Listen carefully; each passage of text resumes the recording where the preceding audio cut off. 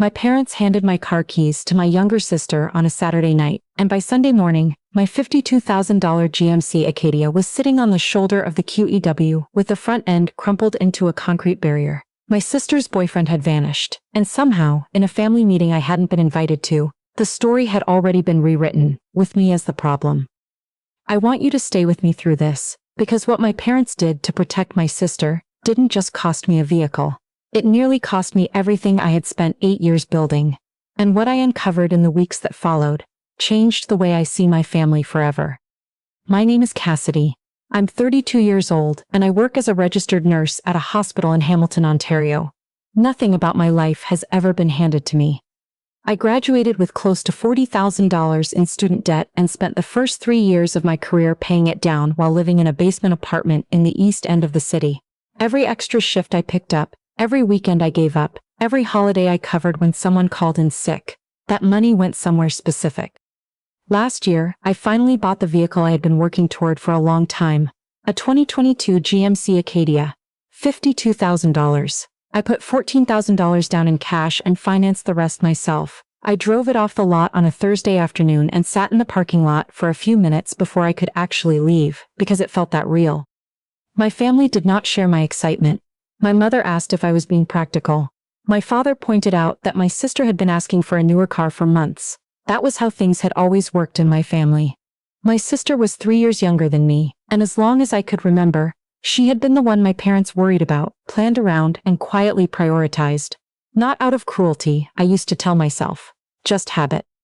I should have stopped telling myself that a long time ago. The night everything fell apart started like a normal family dinner. It was mid-October, Canadian Thanksgiving weekend, and we were all at my parents' house in Ancaster. My sister had brought her boyfriend along. I'll call him Miles. He had been around for about 8 months at that point, and I didn't know him well. He was polite enough at the table, but there was something about him I couldn't quite place. A kind of restlessness, like he was always thinking about somewhere he'd rather be. After dinner, my sister brought it up casually, almost like she was asking to borrow a jacket. She and Miles wanted to make a weekend trip to Niagara-on-the-Lake. Her 2016 Civic had been having brake issues and she didn't feel safe taking it on the highway. Could she borrow my Acadia? I said no. I was calm about it. I told her I wasn't comfortable with someone else driving my vehicle out of town, especially over a long weekend when traffic on the QEW gets heavy and everybody seems to be in a hurry. That was a reasonable answer. It was my car, bought with my own money, and I had every right to say no. My sister's expression went flat. She said I was being selfish. My mother immediately agreed. My father looked at me the way he does when he thinks I'm causing unnecessary drama. And then he reached across the table, and I want to be very clear about this. He picked up my keys from beside my plate and placed them directly into my sister's hand. Just like that. I told him to put them back. He said I was overreacting. My mother said my sister needed this trip for her mental health. My sister had already closed her hand around the keys. I left without saying anything else. I called a rideshare home and spent most of that night convincing myself it would be fine. That they would be careful. That maybe I was being rigid. Then just before midnight, my phone buzzed. A text from Miles, 4 words, "We need to talk." I stared at that message for a long time. Something about it made my stomach drop in a way I couldn't explain.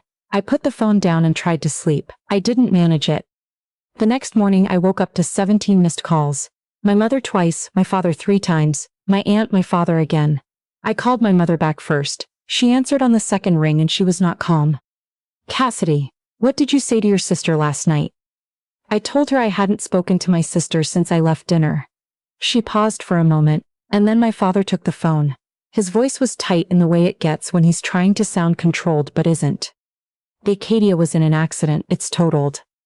I sat up in bed. I asked him to repeat that. "Gun, front end destroyed, she's shaken up but she's okay." Totaled, $52,000, 22 months of loan payment still ahead of me. When I started asking questions, where, when, how, my parents weren't interested in answering them. They were more interested in telling me that my refusal to cooperate at dinner had upset my sister so badly that she was distracted all night. The implication was clear. This was my fault for saying no. I want to pause here and tell you something. The moment I heard that framing, something shifted in me. I had spent years absorbing the low-grade unfairness of being the less favored child in that family. But this was different. This wasn't favoritism. This was something else entirely. When I finally reached my sister, her version of events made no sense from the beginning.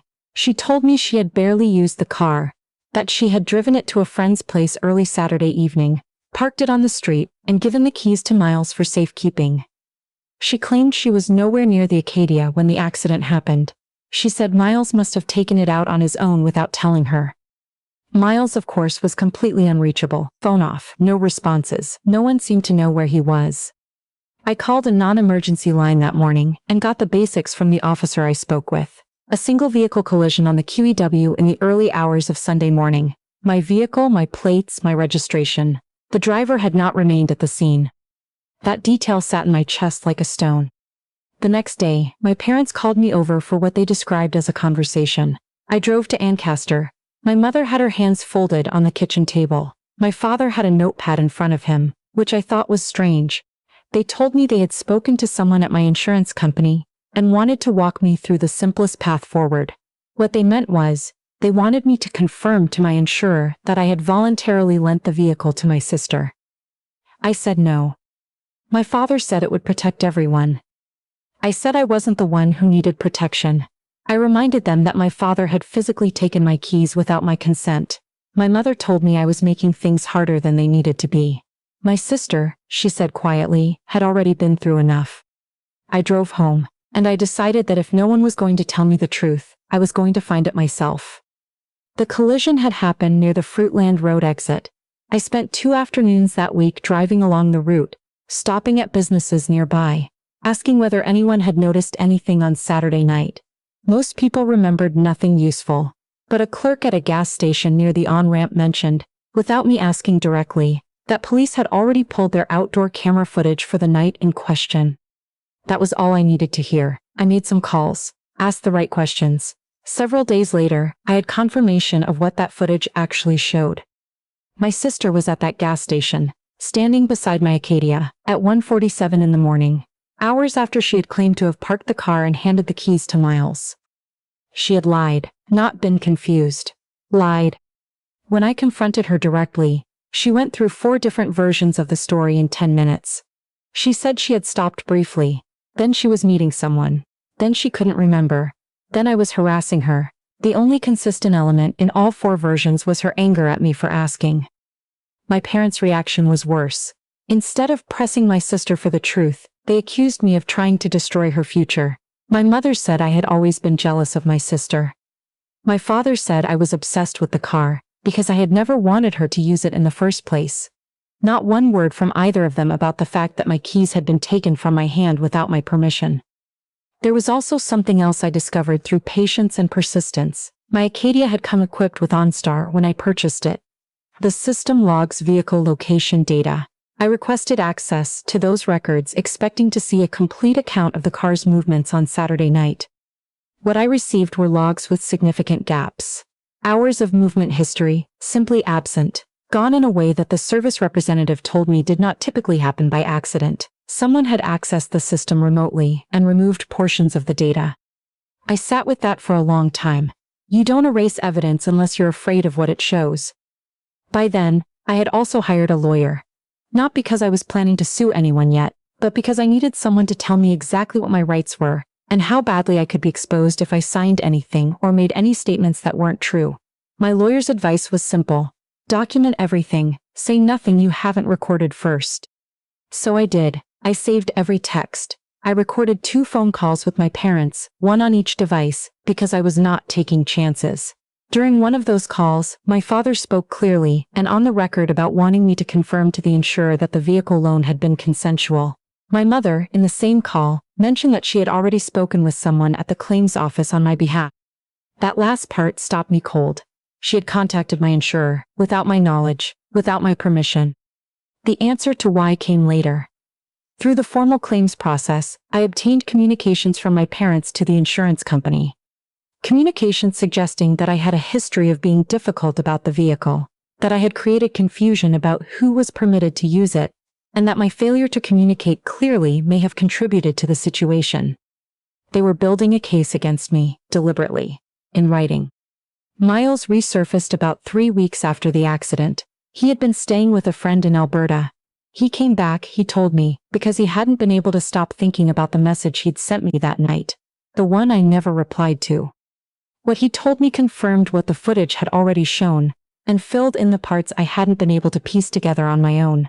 My sister had been driving. For most of the night. Their argument had been escalating for hours, and her driving had become more erratic as the tension between them climbed. Miles had asked her to pull over more than once. She hadn't. The crash happened during a stretch of silence that was too heavy to navigate.